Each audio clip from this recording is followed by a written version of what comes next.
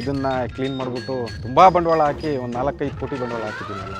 ಇದು ಒಂದು ಸತಿ ಇನ್ವೆಸ್ಟ್ ಮಾಡಿದ್ದೀನಿ, ಇದು ಲೈಫ್ ಟೈಮ್ ರಿಟರ್ನ್ ಬರುತ್ತೆ. ಒಂದು ಸತಿ 40 ಲಕ್ಷ ದಾಳಿಂಬೆಯಲ್ಲಿ ಬಂತು, ಒಂದು 30 ಲಕ್ಷ ಟೊಮೊಟೊದಲ್ಲಿ ಬಂತು. ನಾವೆಲ್ಲ ಕಮರ್ಷಿಯಲ್ ಬೆಳೆನೇ ಬೆಳೆದಿದ್ದೀನಿ. ಬೆಂಗಳೂರಿಗೆ ಹೋಗೋದ್ರ ಬದಲು ಇಲ್ಲೇ ಮಾಡ್ಕೊಂಡಿದ್ರೆ ದುಡಿಮೆ ಇದೆ. ಬೆಂಗಳೂರಲ್ಲಿ 50,000 ತೊಗೊಂಡ್ರು 10,000 ಉಳಿಸೋದು ಕಷ್ಟ ಇದೆ. ಎಲ್ರಿಗೂ ನಮಸ್ಕಾರ. ನನ್ನ ಹೆಸರು ಅಭಿಗೌಡ ಅಂತೇಳಿ, ಶಿರಾ ತಾಲೂಕು ಹುಲಿಕುಂಟೆ ಹೋಬಳಿ ನೇಜಂತಿ ಗ್ರಾಮದವನು. 12 ವರ್ಷದಿಂದ ಐ ಟಿಲಿ ಕೆಲಸ ಮಾಡ್ತಾಯಿದ್ದೀನಿ. ನಾವಿಬ್ಬರು ಅಣ್ಣ ತಮ್ಮಗಳು, ನಾನು ಮತ್ತು ನನ್ನ ಸಹೋದರ ಪುನೀತ್ ಅಂತ.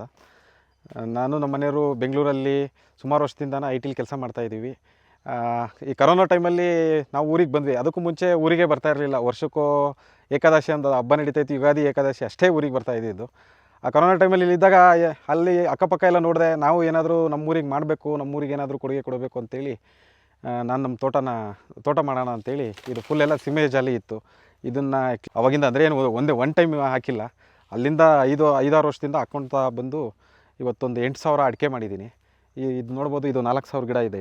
ಈ ಈಗಿನ ತೋಟ ಇದು ಆಲ್ರೆಡಿ ಫಸ್ಲಿಗೆ ಬಂದಿದೆ. ಮುಂದಿನ ವರ್ಷದಿಂದ ಹಾರ್ವೆಸ್ಟಿಂಗ್ ಮಾಡ್ಬೋದು, ಆ ಥರ ಫಸ್ಲಿಗೆ ಬಂದಿದೆ. ಸರ್, ಈಗ ಬೆಂಗಳೂರಲ್ಲಿ ಇದು 4-5 ಕೋಟಿ ಹಾಕಿದರೆ ಡಬಲ್ ರಿಟರ್ನ್ಸ್ ಬಂದಿರೋದು ಒಂದೇ ವರ್ಷಕ್ಕೆ.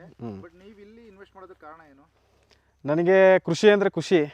ಅಲ್ಲಿ ಬರ್ತಿತ್ತು, ನಾನು ಯಾವುದನ್ನ ಜಾಯಿಂಟ್ ವೆಂಚರಲ್ಲಿ ಹಾಕ್ಕೊಂಡು ಏನೋ ಮಾಡ್ಕೊಂಡು ಒಂದು ಲೇಔಟ್ ಮಾಡಿದರೆ ಇದಕ್ಕಿಂತ ಡಬಲ್ ದುಡ್ಡು ಬರ್ತಾಯಿತ್ತು.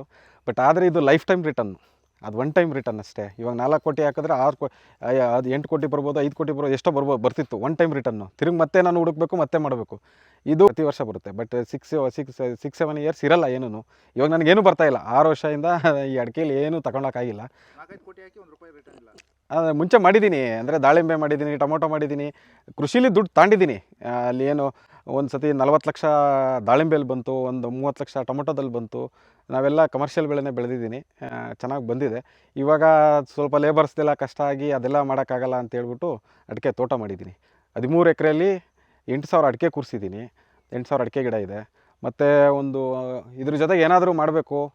ಮೇಯ್ನಾಗಿ ನಾನು ಇದಕ್ಕೆ ಗೊಬ್ಬರ, ಅದು ಮಣ್ಣು ಎಲ್ಲ ಒಡ್ಸೋದು ನೋಡ್ತಾ ಇದ್ದೆ, ತುಂಬ ಕಾಸ್ಟ್ಲಿ ಆಗಿದೆ.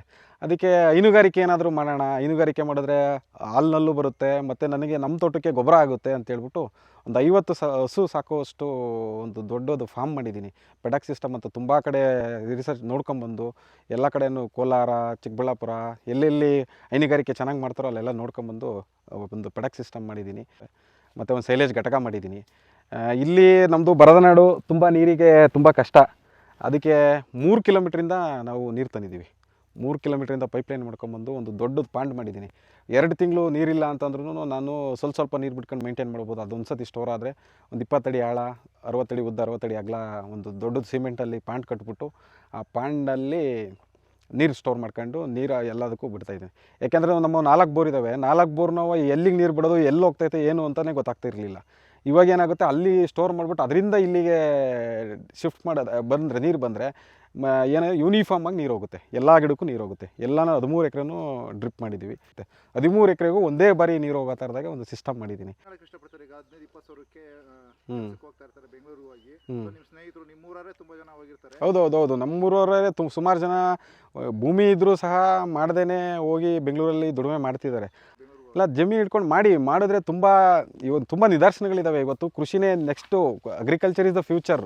ಇವಾಗ ಏನು AI ಬಂದಿಲ್ಲ. ಇವಾಗ ನನಗೂ ಇನ್ನು 2 ವರ್ಷ ಇರ್ಬೋದು, 3 ವರ್ಷ ಇರ್ಬೋದು, ಜಾಬ್ ಎಷ್ಟು ವರ್ಷ ಇರುತ್ತೆ ಅಂತ ಗೊತ್ತಿಲ್ಲ. ಅಷ್ಟು ಇವಾಗ ಎಲ್ಲ ಕಂಪ್ನಿಲೂ 15,000 20,000 ಜನನ ಇವಾಗೇನು ರಿಸೋರ್ಸ್ನ ಕಮ್ಮಿ ಕಟ್ ಮಾಡ್ತಿದ್ದಾರೆ. ಯಾಕೆಂದರೆ AIನೇ ಯೂಸ್ ಮಾಡ್ತೀವಿ. ಇವಾಗ ನಾನು ಮುಂಚೆ ಒಂದು ದಿವಸಗಳೆಲ್ಲ ಕೆಲಸ ಮಾಡ್ತಿದ್ದು 10 ನಿಮಿಷದಲ್ಲಿ ಕೆಲಸ ಆಗುತ್ತೆ ಇವಾಗ. ಯಾಕೆಂದರೆ I am also using the AI, artificial intelligence use ಮಾಡ್ಕೊಂಡು ನನಗೂ ತುಂಬ ಈಸಿಯಾಗಿದೆ ಜಾಬ್ ಮಾಡೋದು.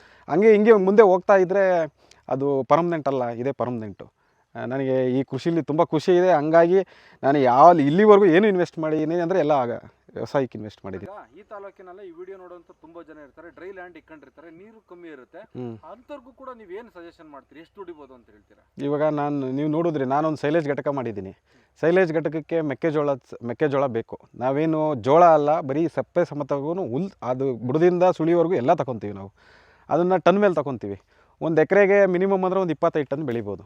25 ಟನ್ನು 3 ರೂಪಾಯಿ ಅಂತ, 3,000 ರೂಪಾಯಿ ಒಂದು ಟನ್ ಅಂತಂದ್ರೂ, 3 ರೂಪಾಯಿ kg ಅಂತಂದ್ರೂ 75,000ರಿಂದ 80,000 ರೂಪಾಯಿ ಆಗುತ್ತೆ. ಅವನು ಒಂದು ವರ್ಷದಲ್ಲಿ ಒಂದು 3 ಬೆಳೆನ ಮಾಡ್ಬೋದು. ಅದನ್ನು 90 ದಿವಸದಲ್ಲಿ ಬಂದುಬಿಡುತ್ತೆ. ಒಂದೊಂದು ತಿಂಗಳು ಗ್ಯಾಪ್ ಕೊಟ್ಬಿಟ್ಟು ಇಲ್ಲಾಂದರೆ ಬೇರೆ ಆಲ್ಟರ್ನೇಟ್ ಯಾವುದೋ ಒಂದು ಬೆಳೆ ಹಾಕ್ಕೊಂಡು ನೆಕ್ಸ್ಟು ಮತ್ತೆ ಅದನ್ನೇ ಮಾಡಿದ್ರು ಇವಾಗ ಒಂದು ಸತಿ ಮೆಕ್ಕೆಜೋಳ ಹಾಕಿ ಇನ್ನೊಂದು 3 ತಿಂಗಳಿಗೆ ಟೊಮೊಟೊನ ಏನೋ ಹಾಕಿ ತಿರುಗಿ ಮತ್ತೆ ಮೆಕ್ಕೆಜೋಳ ಹಾಕಿದ್ರು ನಾವು ತಗೊಂತೀವಿ ಎಲ್ಲ ನಮ್ಮ ತಾಲೂಕಲ್ಲಿ ಎಷ್ಟೇ ಬೆಳೆದ್ರೂ ನಮಗೆ ಡಿಮ್ಯಾಂಡ್ ಇದೆ, ನಾವು ಸಪ್ಪೆನ ತಗೊಂತೀವಿ. ಅಂಥವ್ರು ಇವಾಗ ಬೆಂಗಳೂರಿಗೆ ಹೋಗೋದ್ರ ಬದಲು ಇಲ್ಲೇ ಮಾಡ್ಕೊಂಡಿದ್ರೆ ದುಡಿಮೆ ಇದೆ. ಇವಾಗ ಯಾವುದೋ ಬೆಂಗಳೂರಲ್ಲಿ 50,000 ತೊಗೊಂಡ್ರು 10,000 ಉಳಿಸೋದು ಕಷ್ಟ ಇದೆ. ಬಟ್ ಇಲ್ಲಿ ಹೆಂಗೆ ಅಂದರೆ 1 ಎಕರೆಗೆ 3 ಸತಿ ಬೆಳೆದ ಅಂತಂದರೆ 2,10,000 ರೂಪಾಯಿ, ಒಂದು 70,000 ಅಂದರೆ 2,10,000 ಬರುತ್ತೆ. ಅದಕ್ಕೇನು ಇನ್ವೆಸ್ಟ್ಮೆಂಟ್ 15,000 ಒಂದು ಸತಿಗೆ ಹೋದ್ರೂ 45,000 ಹೋಯ್ತು. ಮತ್ತು ಅಷ್ಟೇ, ಮತ್ತೆ ಕಷ್ಟ ಇಲ್ಲ, ಏನು ಕೂಲಿ ಬೇಕಿಲ್ಲ ಅದಕ್ಕೆ. ಇವಾಗ 5 ಎಕರೆ ಇತ್ತು ಅಂತಂದರೆ 5 ಎಕರೆಗೆ ಅಳಜೋಳ ಹಾಕ್ದ ಅಂತಂದರೆ ಮಿನಿಮಮ್ ಅಂದರೆ 100 ಟನ್ ಬೆಳಿಬೋದು.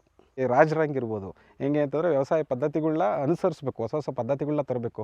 ಇವಾಗ ನಾವು ತುಂಬ ಟೆಕ್ನಾಲಜಿ ಚೆನ್ನಾಗಿ ಗೊತ್ತಿದೆ, ಇಸ್ರೇಲ್ ಮಾದರಿ ಅಂತ, ಅದು ಇದು ಎಲ್ಲ ಯೂಟ್ಯೂಬಲ್ಲಿ ಏನು ಬೇಕು ಎಲ್ಲ ಸಿಗುತ್ತೆ. ಪದ್ಧತಿನ ಅಳವಡಿಸ್ಕೊಂಡು ನಾವು ಮಾಡಿದ್ರೆ ಕೃಷಿಲಂತೂ ಯಾವತ್ತೂ ಲಾಸ್ ಇಲ್ಲ. ಇವತ್ತು ಒಂದು ಬೆಳೆ ಲಾಸ್ ಆದರೆ ನೆಕ್ಸ್ಟ್ ಬೆಳೆ ಅಂತೂ ಗ್ಯಾರಂಟಿ ಬರುತ್ತೆ. ಸತಿ ಲಾಸ್ ಆಗಿದೆ. 3ನೇ ಸತಿ ಒಂದು 15 kg ಬಾಕ್ಸು 1,300 ರೂಪಾಯಿಗೆ ಮಾರಿದ್ದೀನಿ ನಾನು. 4,000 ಬಾಕ್ಸ್ ಬೆಳೆದಿದ್ವಿ. ಇವಾಗ ನಮ್ಗೆ ಒಳ್ಳೆ ದುಡ್ಡಾಯಿತು. ಅಂಥದ್ದು ಒಂದು ಟೈಮ್, 1 ವರ್ಷದಲ್ಲಿ 2 ವರ್ಷದಲ್ಲಿ ಒಂದು ಸತಿ ಬಂದರೆ ಸಾಕು, ರೈತ ಮತ್ತೆ ಬೆಂಗಳೂರು ಕಡೆ ಹೋಗಲ್ಲ. ಲಾಸ್ ಆದಾಗ ನಮ್ಮ ಮನೆಗೆಲ್ಲ ಬೇಡ, ಈ ವ್ಯವಸಾಯ ಬೇಡ, ಏನು ಬೇಡ, ನಾವು ನೀನು ದುಡಿಮೆ ಮಾಡ್ಕೊತ ಇದೆಯಾ, ದುಡಿಮೆ ಮಾಡ್ಕೊಂಡಿರು ಅಂತ ಹೇಳಿದ್ರು. ಬಟ್ ಅಂದರೆ ಸೋಲೆ ಗೆಲುವಿನ ಮೆಟ್ಲು ಅನ್ನಂಗೆ ನಾನು ಅದನ್ನು ಚಾಲೆಂಜಾಗಿ ತಗೊಂಡು ಮತ್ತು ಯಾವ ಟೊಮೊಟೊ ಬೆಳೆಯಲ್ಲಿ ನಾನು ಲಾಸ್ ಆಗಿದ್ದೋ ಅದೇ ಬೆಳೆಯಲ್ಲಿ ದುಡ್ಡು ತಗದೆ. ತಿರುಗಿ ಮತ್ತೆ ದಾಳಿಂಬೆ ಮಾಡಿದೆ. ದಾಳಿಂಬೆನೂ ಒಳ್ಳೆ ಬೆಳೆ. ದಾಳಿಂಬೆನ ನೀವು ಇಬ್ಬರು ಫ್ಯಾಮಿಲಿ ಇದ್ದು 1 ಎಕರೆ ಮೇಂಟೈನ್ ಮಾಡಿಬಿಟ್ರೆ ನೀವು ಲಕ್ಷಾಧಿಪತಿ ಕುಬೇರರಾಗ್ಬೋದು ಅಂಥ ಬೆಳೆ. ರೈತರ ಮಕ್ಕಳು ಈ ಭೂಮಿನ ಉಳಿಸ್ಕೊಂಡು ಹೋಗಬೇಕು. ಯಾವುದೋ ಎಲ್ಲಿಂದನೋ ಬರ್ತಾರೆ, ಬೆಂಗಳೂರಿಂದ ಬರ್ತಾರೆ, ಅವರಿಗೆ 25-30 ಲಕ್ಷ ಕೊಡ್ತಾರೆ ಅಂತ ಮಾರ್ಬಿಡೋದು ಅದೆಲ್ಲ ಮಾಡ್ದಂಗೆ ಬೆಳೆದ್ರೆ ನಿಮಗೂ ಆದಾಯ ಇದೆ. ಈ ಕೃಷಿಗಿಂತ ದೊಡ್ಡ ಇನ್ಕಮ್ ಬೇರೆ ಇಲ್ಲ. ಬಟ್ ಆದರೆ ನಾವು ಅನುಸರಿಸೋ ಪದ್ಧತಿ ಮತ್ತು ನಾವು ಚೂಸ್ ಮಾಡೋ ಕ್ರಾಪ್ ಮೇಲೆ ಡಿಪೆಂಡ್ ಆಗಿರುತ್ತೆ ಅಷ್ಟೇ.